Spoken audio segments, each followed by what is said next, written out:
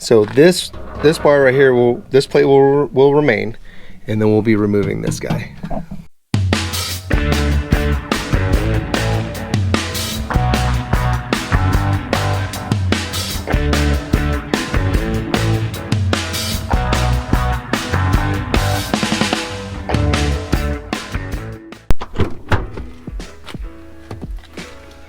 What's up, YouTube? How you guys doing this morning? Hey, so check this out. My buddy, he wanted one of those TRD Skid plates. So I said, hey, well, check this out. You can go on my Amazon affiliate account. I sent him a link, and it got him a TRD Skid plate. He's super excited. He says, hey, can you help me install it? Yeah, no problem. Maybe I'll make a video. So I say, yeah, no problem. Bring it over to my house. We'll do it. Should only take about 15 minutes. So we take off the old skid plate. I get ready to put in the new skid plate, and it won't fit. Once I found out that this skid plate wasn't gonna fit his, I wanna say it was a 2018 5th Gen 4Runner TRD off-road. Once I figured out that it wasn't gonna fit his car, you know, I felt bad. He offered it to me because my wife was there and she was telling him how much she really liked the skid plate. And so he said, hey, do you wanna buy it? You know, feeling a little bit bad that I kind of sold him, you know, like told him, hey, this is the part you buy. And then knowing that my wife wanted it, I was like, oh yeah, I'll buy it for me. So I paid the same price that he paid, and he was a good sport about it. You know, he offered it to me, and I'm gonna help him on future projects. So it all worked out in the end. It was good. I'm telling you, I hate it when I think that something is so simple and so easy to install, and it just doesn't fit. This is a factory Toyota skid plate. And you know, it's beautiful. It's got TRD written all over it. It's a 1/4 inch thick aluminum plate. All the welds are beautiful. The hardware is there. The thing is, it's not made for 4Runners with KDSS. Now, for those of you who don't know, KDSS is essentially a sway bar disconnect, but it's on hydraulics and has different like pivot points. So if you're off-road or on-road, you can pretty much tighten up your suspension because you have a thicker sway bar, and then essentially if you activate the KDSS, it'll allow that sway bar to drop, so it'll give you more travel. So on my wife's 4Runner, you can see the sway bar right here. On the KDSS, that sway bar is probably twice as thick, and then it has a little hydraulic that's attached to on the inside of the frame. So what we're gonna do today is we're going to remove this. We have 5 12 millimeters all the way around, and then there's a bracket on the inside on both sides. We're going to take off 2 of the 3 bolts. The third one in the very back will remain, and then we'll install the new skid plate that has the hardware provided. I'll put a link in the description below for this Toyota skid plate. Just remember, it will not fit a vehicle with KDSS. I've already opened up the box. It comes with this bigger box that only houses these 2 14 millimeter bolts. Kind of surprising that it would be in such a big box. This really nice skid plate. All right, the TRD is already in there. I believe if you wanted to change the colors, you could pop these off and then paint the TRD a different color. I saw a guy actually paint these black. I thought that was pretty unique. Bolts already included, and on the other side it does have spacers. So really thick, really well made. I'm pretty impressed. Plus, you know, this is a little bit of a Gucci item, but you know what? I'm okay with that because this car is well maintained, and I think that you should do Gucci stuff to your car to personalize it and do it how you and do what you will with it, right? I mean, it's your car as long as all the maintenance done. So First things first, let's get those 5 12 millimeters off. So tools for this install are a 3/8 drive ratchet. You're gonna need a 10 millimeter. You're gonna need a 12 millimeter and a 14 millimeter. Maybe a 2 to 3 inch extension and you're good. If you have a torque wrench, if you have a torque wrench, use that too. If not, just go by feel, it's not gonna tug. Throughout this video, especially in the beginning, you'll see that I made a couple mistakes where I called the 12 or the 10s 12s. You'll see if you go in order, you're going to utilize your 10 millimeter first, then you go down to your 12 millimeter, and then for the big ones, you're going to use your 14. So an easy way to take off these 10 millimeters, they're not 12, they're 10, is get yourself a little impact and take them off. 5 would be real easy.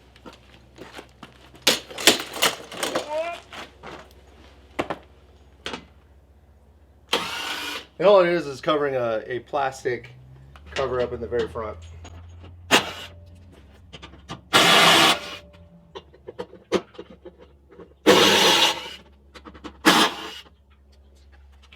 Now you just have that little plastic retainer.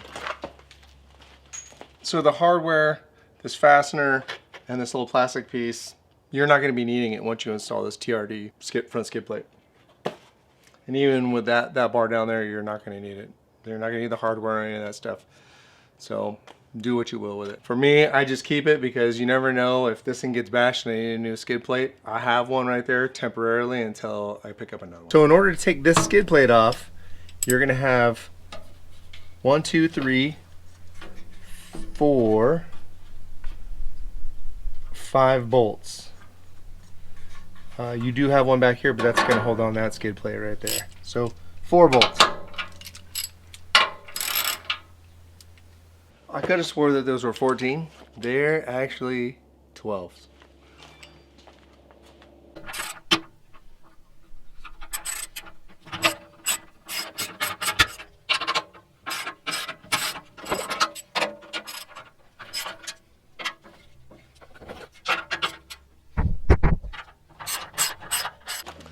Now that those things are loose, the 12s are loose for the skid plate.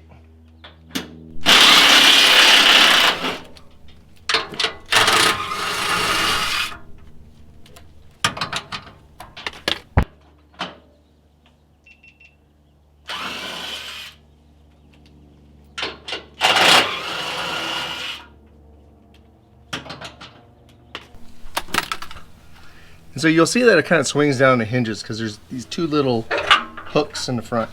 Just swing it down and then unhook it and it'll come right out. Now, these are where the 14s go. So you can see right here, you have a bracket here and a bracket here. What we're gonna do is take out this one and this one, but we will keep the one in the back because you're gonna utilize this bracket right here. The factory bolts will, for the skid plate, will go back in here and here.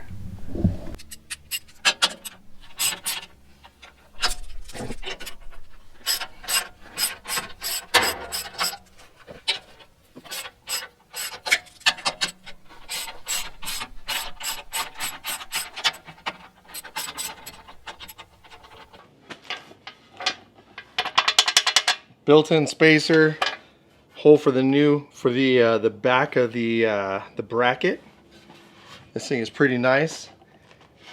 Make sure that when you're going down there, I mean, it would be great if you had somebody else to help you out.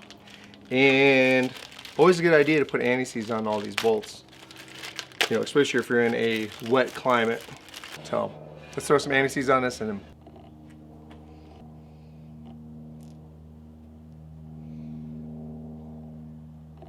Hey, so like I was saying before, always best to have somebody help you out. But I'm not that smart. I mean, you saw when I installed the bumper for the Ironman, I kind of did it myself. Oh yeah, much better fit.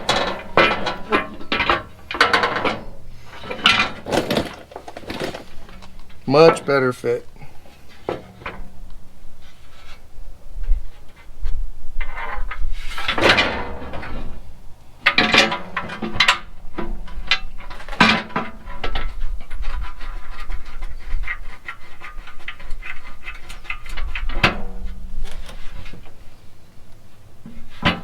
So what I'm doing here is I'm propping it up with my knee. I already found one hole in the back, and I was able to throw in a few threads.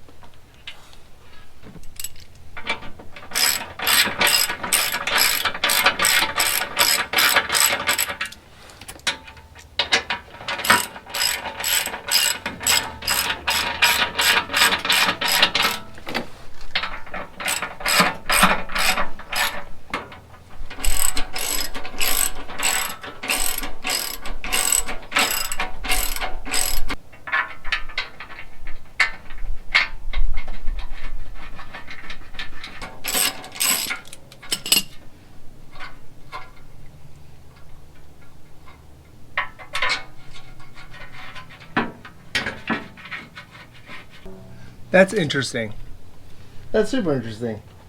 So the back bolts that they provide are pretty long, and they're at least 3/4 of an inch longer than the bolts that are already in there, and it's too much thread.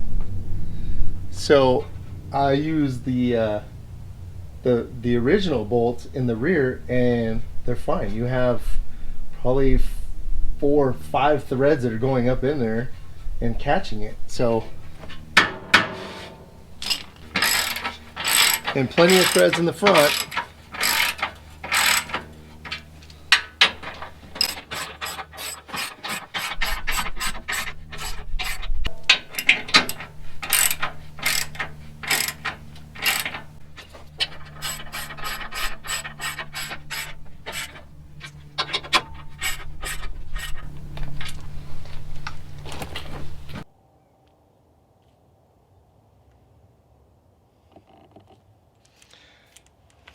So when I checked out the instructions said that you utilize the 2 front bolts that are already provided and have the spacers, and then use the 2 provided bolts for the rear.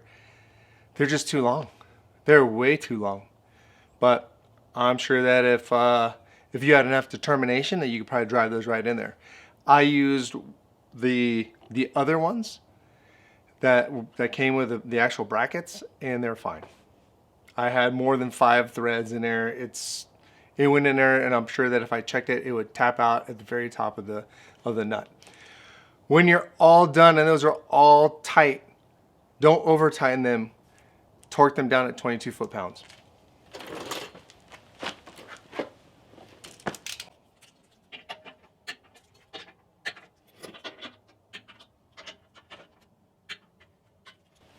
If you don't have a torque wrench, my rule of thumb is a snug and a tug and you're good.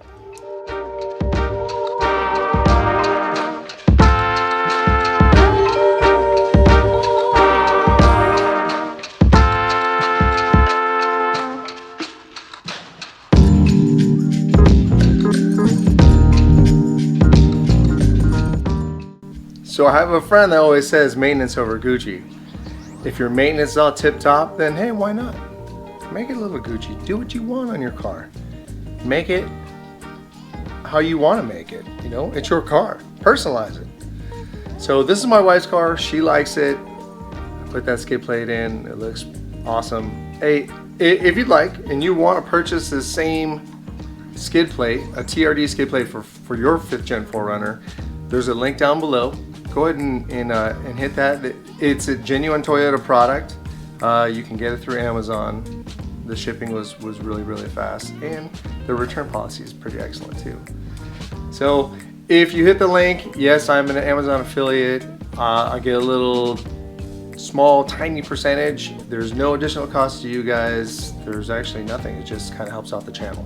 So thank you for watching, and we'll see you on the next one.